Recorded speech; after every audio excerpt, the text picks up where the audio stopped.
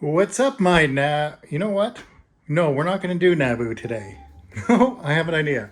So, as you know, I have a collection of different things inside this room upstairs in my house, and I was thinking, I'll move this little robot guy out of the way here. Get out of here, telepresence.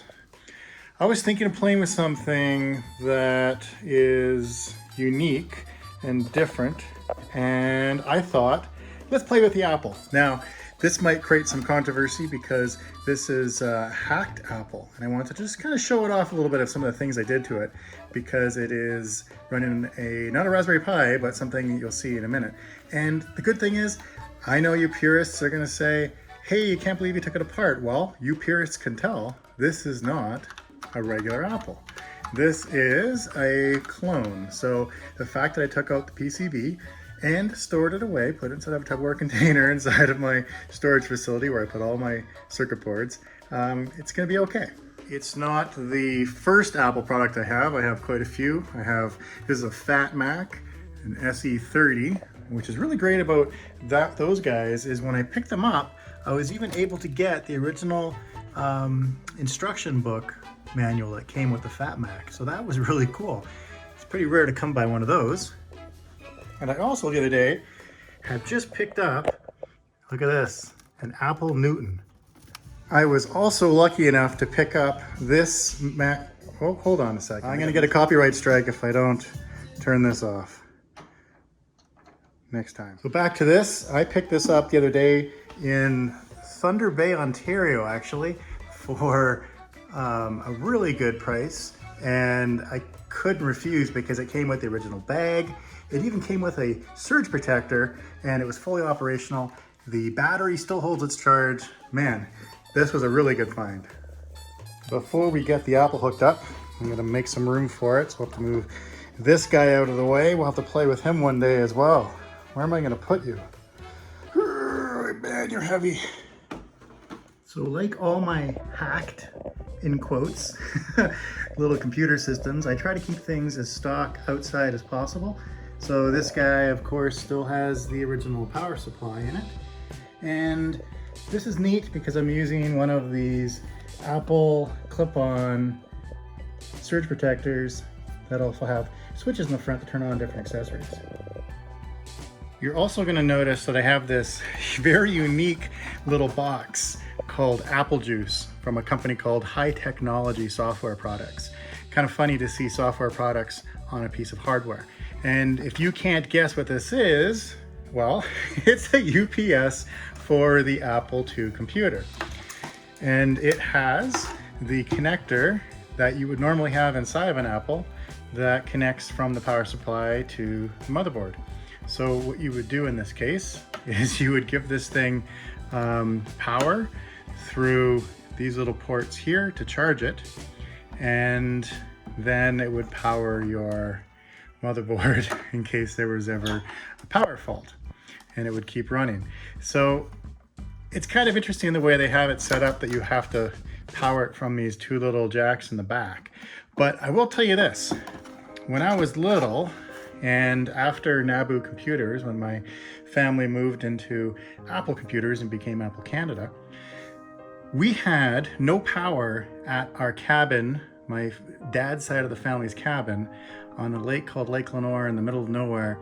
And there was no power. We had a generator, but we had a black and white TV and we would watch Duluth cable because we'd be able to pick it up because we were on the top of this mountain. And because we get rainy days, my dad thought it'd be a really good idea if we had an Apple computer there. So the Apple Juice we would use because we would get a certain amount of time. I don't remember how much we got out of it, but it wasn't that long as the drives weren't being operative. I think I want to say we got close to like half an hour or so. So I have memories of sitting at my dad's side of the family's cabin playing old, Hitchhiker's Guide to the Galaxy or old games. I used to love adventure games, The Coveted Mirror or Borrowed Time, and I would be using the Apple Juice to power it. So it was this particular unit that I would use. Of course, we're going to be using the most famous Apple joystick, the TG Products joystick. This is one of the many joysticks that I grew up with that we had on the Apple II. This was really great. I remember playing Castle Wolfenstein with this all the time, and Beyond Castle Wolfenstein. Those are my two favorite games, I think, as well when it came to joystick games compared to adventure games. Some of the old manuals that I used to use as a kid, and there's another one that I'm not sure where it is. I think it's inside of a box someplace, maybe in my storage locker, but I have the machine code for the Wasmon as well. And that was a really good manual. I used that one a lot when I was a kid. That's how I learned how to program into an assembly language, actually. So these are really neat manuals as well. AppleSoft, of course, for AppleSoft Basic, and then you have Apple II Basic, which was included on the ROM. These are old, great manuals. I'm sure you're excited to dive in and see what I've done to this thing, and so am I, because I haven't opened it up since I built it, essentially. I think I made a video once about turning it on, and that was about it. So, gosh, I want to say it's been 4 years since I've done this. So let's take a look what's inside first before we turn it on and start flicking any of these switches to see make sure things are actually hooked up in there. So let's start by taking off the lid. Okay, cool. So this little SBC, this single board computer that's in here, this is called an Atomic Pi. That's what it is, an Atomic Pi. There's an interesting story behind the Atomic Pi. There was a robot company. I don't recall who they were. We're gonna have to look it up later, and I might put it in the description of this video. And they purchased a whole ton of these, or got these manufactured to have inside of their robot, and the company went into business. They were around 25 bucks, which was great. But the name Pi, of course, you would understand and think that there would be a form factor compatible with the Raspberry Pi. However, there is not with this. There's no compatibility whatsoever, but it is an Intel x86 based SBC that has a little CMOS battery on it, and it's able to run Windows. And over here, you can see that we have a Arduino Micro that is hooked up to, this is the joystick port, and this is the keyboard port. So one single Arduino doing the joystick and the keyboard. Now, because this is running Windows, I actually am emulating, from what I recall, the mouse with the joystick as well. So we're gonna be able to see. We'll have to take a look at the code, I think, because I don't remember any of the shortcut keys I made for this. And as well, to power this whole thing, it looks like I'm using the original adapter here, and it looks like I've hooked into it, into the +5, and put a barrel jack on there so I can easily plug it into something else if I needed to. So I didn't have to butcher the system, even though, like I said, it is a clone, but we still don't want to take something that is old and tear it apart and damage it. So this is the quality of work that you'll see in my other stuff too when we get into it. We're gonna put this thing up on TV up there. So I have a HDMI cable that runs from the TV along the side of my home office here. So I'm gonna be able to put this in the back of the computer and plug it right in, just like that. See what it does. So we'll flick a couple switches.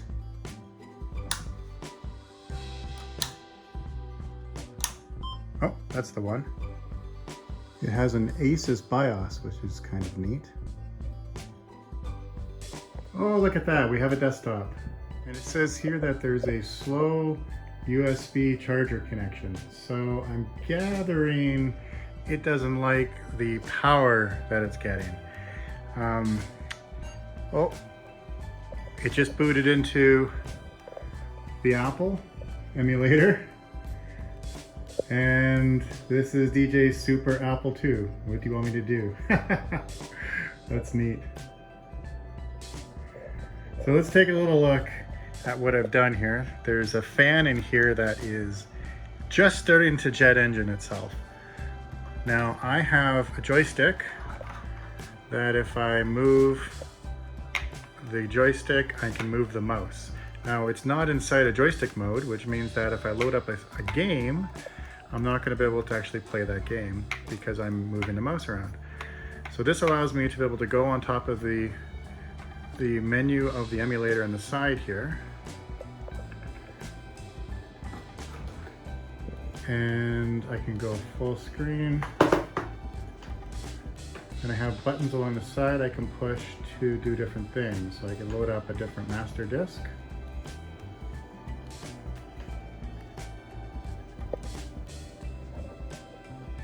So I would think this would be a backspace key. Let's see. Oh yes it is.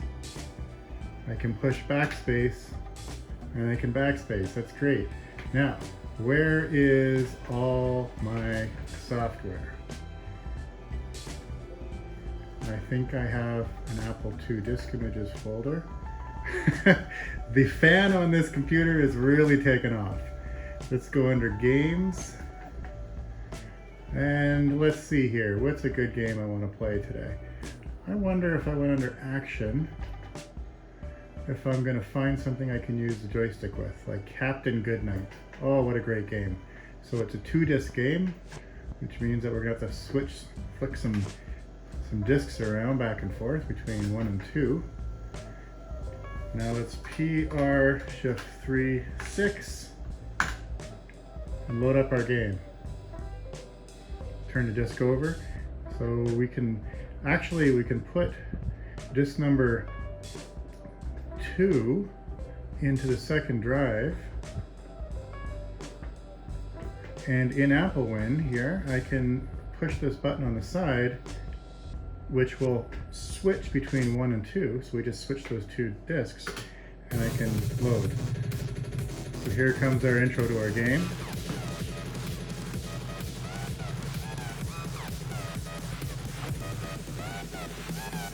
Good old Captain Goodnight. Captain Goodnight has arrived.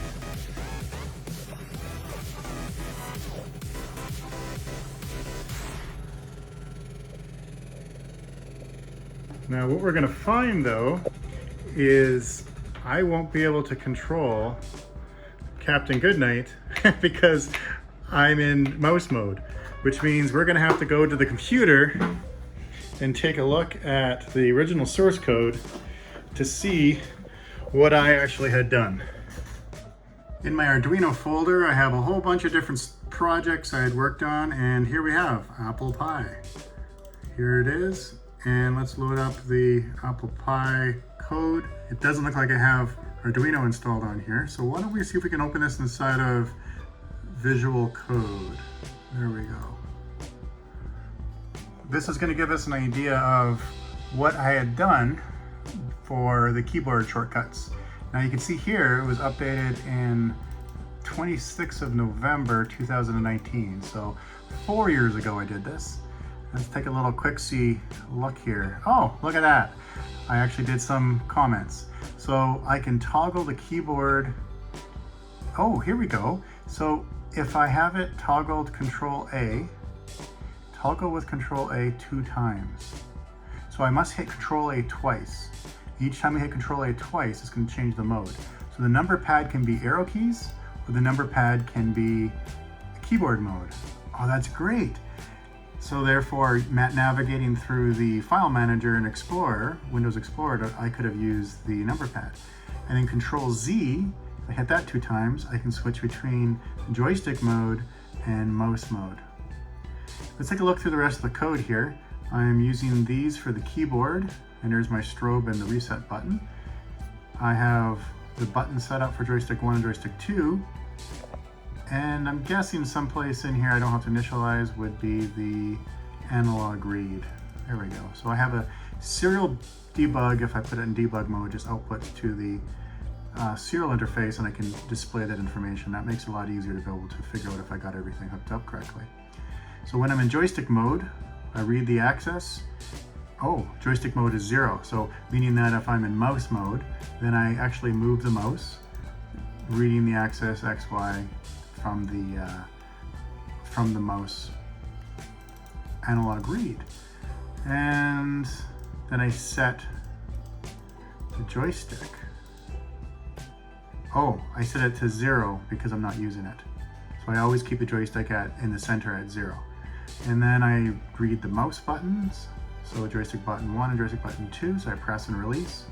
And then if I'm in joystick mode, then obviously very basic, read the joystick information, the potentiometer from the joystick, set the joystick value, and push the buttons. So I'm imagining that the joystick, here we go, so it looks like it has a value. I map it between 210 and 1023 because that's reading in from the potentiometer from the joystick. So the potentiometers that's the range that we're getting back. And then I'm mapping it to a 127 for the joystick input, because joysticks on computers, that's the amount that they would want. At least this driver for this USB driver for Arduino.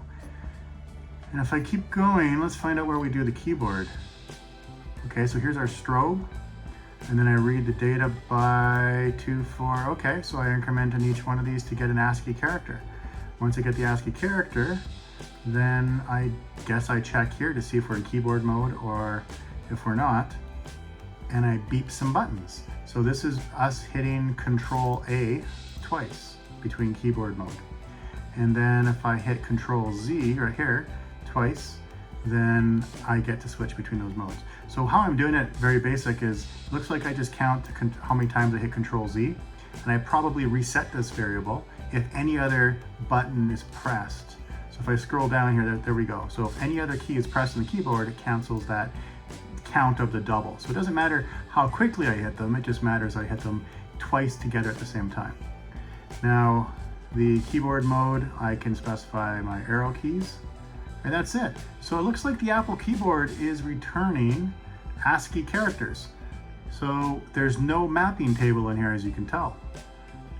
That's great to know. Looks like I didn't have to go through a lot of code in order to get this far. I think what we're gonna do first is we're gonna try the number pad to see if we can actually move this around as arrow keys. So the first thing I'm gonna wanna do is put us inside of an Explorer shell.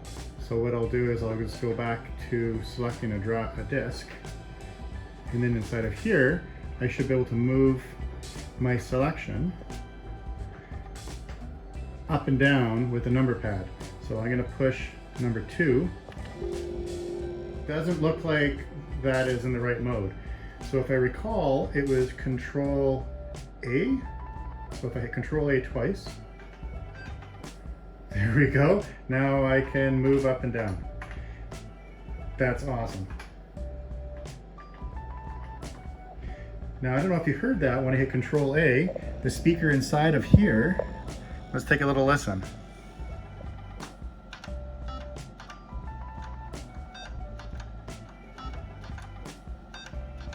So I have different notes telling you if it's going up or down. Now, we want to switch over to the joystick mode from here. So we should first really get out of our file mode here, get back into the game. And now if I hit Control Z twice, we get our little beeps. And now I should be able to use the joystick. Yep. And I'm controlling Captain Goodnight.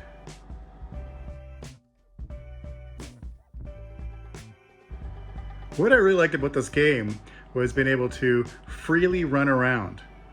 You can explore as you please, and you can even run past this scene where you're supposed to get inside of the plane. You can, for whatever reason, run down the runway for as long as you want. And then when you get into the plane, the game changes and you're suddenly inside of the air. There it is. So I'm actually controlling it if I stop, so I can stop the plane. I think I have to get enough speed and start pushing up for the plane to take off. They put a lot of thought in this game. It's really fun. Now, you actually play for a little bit as the pilot inside of this plane. Let's see here, I can't shoot yet. When can I shoot? Entry and FOE, there we go, missiles armed, there we go. Whoa, geez, I died right away. So, if I were to make it past this level, we actually become Captain Goodnight again, and we can walk and start killing people. It's such a great game. So let's exit out of this. So what I'm gonna do is I'm gonna Control Z twice. Now I'm in this mode again where I can move the, there we go, I can move the joystick around, and now I can select different games.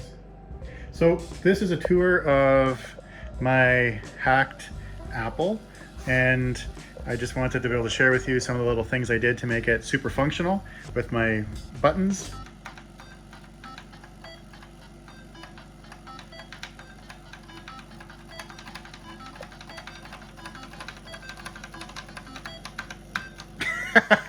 And there's a little tune for you as I sign off. Okay, we'll see you in the next video.